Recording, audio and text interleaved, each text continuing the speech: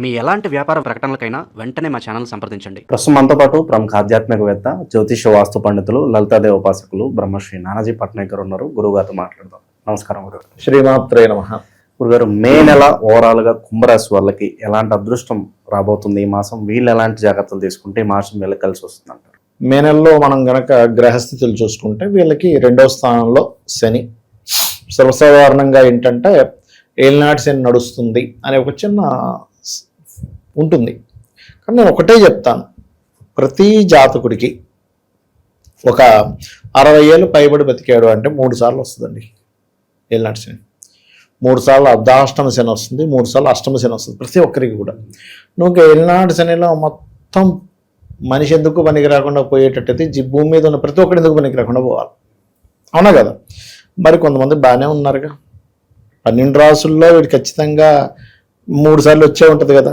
కాబట్టి నేను అనేది ఒకటే, ఏలినాటి శని కేవలం మీకు శ్రమనిస్తుంది అంతే, లేట్ చేస్తుంది. ఎందుకు? అది కూడా శని ఏదో చేయడం కాదు. శాస్త్రాలు ఏం చెప్తున్నాయంటే గ్రహాలు ఫలితాలు ఇవ్వడం కాదు, గ్రహాలు ఫలితాలను సూచిస్తాయి. కర్మ వల్ల మనం ఫలితం అనుభవిస్తాం, మనం చేసుకున్న కర్మ వల్ల.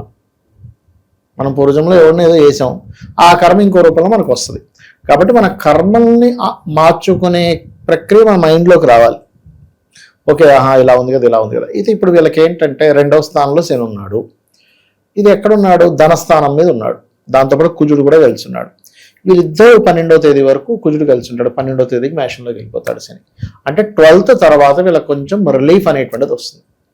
అయితే ఈ మిగతా గ్రహాల యొక్క స్థితిగతులను బట్టి ఈ మే మాసం ఎలా ఉండబోతుంది ఏమిటనేటువంటి విషయాలు చెప్తుంది నేనైనప్పటికీ చెప్పిస్తుంది సాక్షాత్ లలిత అమ్మవారిగా భావిస్తూ, ఆ లలితాంబిక అమ్మవారి యొక్క అనుగ్రహం పరిపూర్ణంగా కలగాలని మనస్ఫూర్తి కోరుకుంటూ, అలాగే చూసుకుంటే గనక ఇక్కడ జాబ్ సంబంధించిన విషయంలో 10th లార్డ్ ఓన్ హౌస్లో ఉన్నాడు కాబట్టి రవి జాబ్ రిలేటెడ్ సంబంధించిన విషయంలో కొంచెం అగ్రెసివ్ నిర్ణయాలు తీసుకుంటారు. ఎందుకంటే అగ్రెసివ్ హౌస్లో ఉన్నాడు వెళ్ళి కుజుడెళ్ళి, కాబట్టి ఇటువంటివి. కానీ ఇక్కడ ఏంటంటే ఈ ఎప్పుడైతే సప్తమంలో కేతు ఉన్నాడో వివాహం విషయంలో కొంచెం జాగ్రత్తగా ఉండాలి. పార్ట్నర్స్ని ఎంపిక చేసుకునే విషయం అనుకోండి, వివాహ జీవిత భాగస్వామిని ఎంపిక చేసుకునే విషయంలో అనుకోండి, చాలా జాగ్రత్తగా ఉండాలి. వీళ్ళకి అష్టమాధిపతి రవితో వెళ్తున్నందుకు తాతగారి ఆస్తి విషయంలో లేదా ఇన్సూరెన్సెస్ మూలంగా కలిసి రావడము. ఓకే, కొద్దిగా వీళ్ళకి అవగాహన ఉంది అంటే షేర్ మార్కెట్ మీద పూర్తి అవగాహన ఉండి ఎంతో ఎక్స్పీరియన్సెస్ ఉండి కొంతవరకు వీళ్ళు జాగ్రత్తగా ఉన్న డబ్బుల్లో సొంత డబ్బులతో కొంత చేసుకొని నేను బాగుపడతాను అని కొద్దిగా ఏమాత్రం ఉన్నా వీళ్ళకి కొంచెం ఛాన్స్ ఉంటుంది. అష్టమంలో 2 శుభగ్రహాలు ఉన్నందుకు, అష్టమాధిపతి కేంద్రంలో ఉన్నందుకు బుధుడితో కలిసి పంచమాధిపత్యం, ఇది ఒక యోగం ఇస్తుంది. ఇక్కడ కొద్దిగా ఇక్కడి నుంచి మారిపోయి వేరే చోటకి వెళ్దాము. ఖచ్చితంగా మీరు మంచివాడు వాడారు. ఎందుకంటే 3వ స్థానం అంటేనే మార్పు అండి, మార్పు. అది కూడా ఏంటి?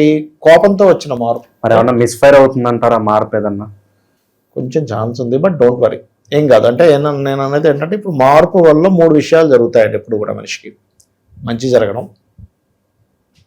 లేదా చెడు జరగడం, లేదా ఫస్ట్ మంచి జరిగి తర్వాత చెడు జరగడం, లేదా ఫస్ట్ చెడు జరిగి తర్వాత మంచి జరగడం. ఇట్లాంటివి జరుగుతాయి. ఎందుకు మారేంటారు అని కొంచెం సఫర్ అయిన తర్వాత ఇది జరగడం. దీనివల్ల స్టార్టింగ్లో కొంత స్ట్రెస్ అయ్యి తర్వాత బాగుంటుంది అనేటువంటిది ఒక క్లారిటీ ఇస్తుంది ఇక్కడ. అయితే ఎంతైనా కూడా వీళ్ళకి 5వ స్థానంలో 2 శుభగ్రహాలు ఉన్నాయి కాబట్టి ఉపాసన చేయడానికి చాలా మంచిది. ఎవరైనా ప్రపోజ్ చేయడము, అండ్ ఫ్రెండ్స్, మంచి ఫ్రెండ్స్ తోడవడము, కొత్త ఫ్రెండ్స్ వీళ్ళకి క్రియేట్ అవ్వడం, ఇవన్నీ కూడా జరుగుతాయి ఈ సమయంలో. మే తర్వాత కొంత ఫైనాన్షియల్ ఇంప్రూవ్మెంట్స్ కలుగుతాయి. కాకపోతే మే 12 తర్వాత నుంచి 3లో కుజుడు వెళ్తున్నందుకు అది పరాక్రమ స్థానము, అన్నదమ్ముల స్థానం కాబట్టి కొంచెం ధైర్యం పెరుగుతుంది. అన్నదమ్ములు, అక్కచెల్లెలు వరుస వాళ్ళతో, లేకపోతే మీరు జనరల్గా మీరు మాట్లాడుకునేటప్పుడు అది కొంచెం జాగ్రత్తగా చూసుకొని మాట్లాడాలి. అదేవిధంగా కుంభం వారికి మే 14వ తేదీ నుంచి రవి బుధులు ఇద్దరూ కూడా 4వ స్థానంలోకి వెళ్తున్నారు. ఎప్పుడైతే 4వ భావంలోకి వెళ్తున్నారో ఈ 4వ స్థానం అనేటువంటిది ఏదైతే ఉందో పర్టికులర్గా ఇది ప్రాపర్టీ హౌస్ అంటారు దీన్ని.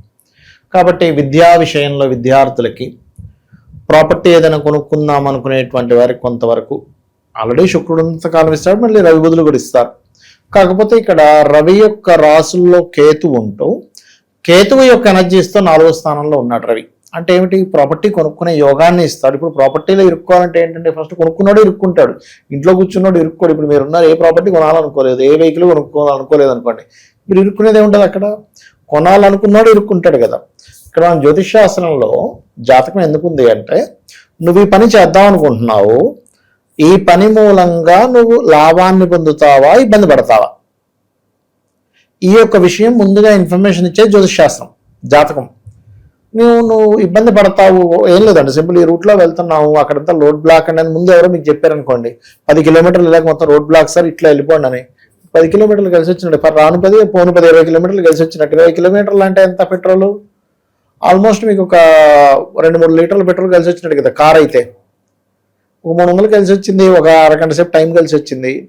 అట్లాగే లైఫ్లో ప్రాపర్టీస్ తీసుకునేటప్పుడు పర్టికులర్గా కుంభం వారు చూసుకొని తీసుకోవాలి. గవర్నమెంట్ రిలేటెడ్వి ఇట్లాంటివన్నీ తీసుకునే యోగం ఉంది, కానీ ఒక్కసారి గణపతిని తలుచుకొని తీసుకున్నట్లయితే బాగుంటుంది. ఎందుకంటే ఇక్కడ రాశిలో రాహు ఉన్నాడు. ఎప్పుడైతే రాశిలో రాహు ఉన్నాడో ఇమాజినేషన్ని పెంచుతాడు. ప్రతి మనిషి ఆశాజీవిగా ఉండాలి, కానీ సమ్ టైమ్స్ ఏమవుతుందంటే వాళ్ళ పర్సనల్ చార్ట్లో ఉండేటువంటి కాంబినేషన్స్ వల్ల ఇరుక్కుంటాడు. ఇల్లు అక్కడ ఎప్పుడు ఇరుక్కుంటాడు ఎప్పుడు ఇరుక్కోడు అనేటువంటిది జన్మజాతకంలో ఎలా ఉంటుందో సేమ్ యాజ్ ఇట్ ఈజ్ మన గోచార ఫలితాలు కూడా చెప్తుంటాయి. గోచార ఫలితాలు ఏంటంటే ప్రస్తుతం మార్కెట్ ఇలా ఉంది, ఇప్పుడు మీరు ఉన్నారు, మీరు బాగా హైలో ఉన్నప్పుడు గోల్డ్ కొనంటే మీరు ఏమంటారు, బాబు ఇప్పుడు తగ్గుతుందేమో డౌట్గా ఉంది, ఇప్పుడు కొన్నా ఎందుకు కొన్నా అంటారు. మీరు కొన్నప్పుడు 180లో ఉన్నప్పుడు కొనగానే 140లోకి వచ్చింది, ఎందుకంటే కొన్నాం అనవసరంగా, వేస్ట్ అయిపోయింది కదా. అంటే మార్కెట్ ఎట్లా ఉంది అనే బేస్ మీద మనం ఏదైనా ఒక వస్తువుని కొంటాం కదా. అట్లాగే 4000లో రవి బుధులు ఉండడం చాలా మంచిది, కానీ కేతు ఎనర్జీస్తో ఉన్నందుకు కొనేటప్పుడు చూసుకొని కొనాలి. పంచమంలో శుక్ర బుధులు ఎప్పటి నుంచి మే 14వ తేదీ నుంచి మే 14 వరకు శుక్రుడు ఉంటాడు అక్కడ, దాని తర్వాత రవి బుధులు వస్తున్నారు. So 4000 is very good.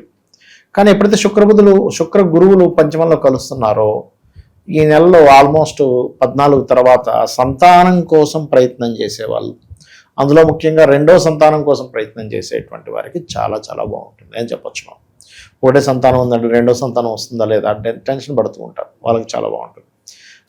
But ఉద్యోగ సంబంధించిన విషయంలో మరింత బాగుండాలంటే లక్ష్మీ నరసింహస్వామి ఆరాధన, దత్తాత్రేయుడి యొక్క ఆరాధన చేస్తే చాలా మంచిది.